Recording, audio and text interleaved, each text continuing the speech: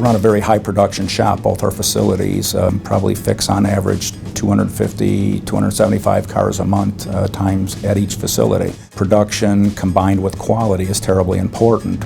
So as that comes to the new Dynamic Clear, we had a chance to work with, for the first time ever, and this comes directly from our painters, not me, the people that are using it at the line level, and all 8 of them were so enamored with it. And usually there's some skepticism because people make high expectations and then you get disappointed when it doesn't happen.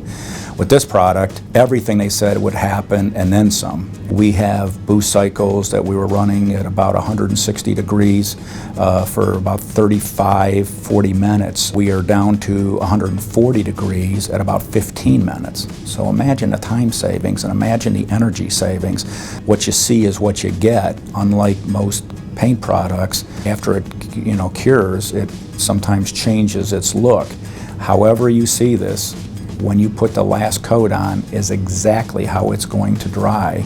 And again, not only in 15 minutes, within less than an hour, we are doing any post-paint work, where we used to wait hours and hours before we could reassemble it, before we could rub it, before we could do any sublet work or what have you.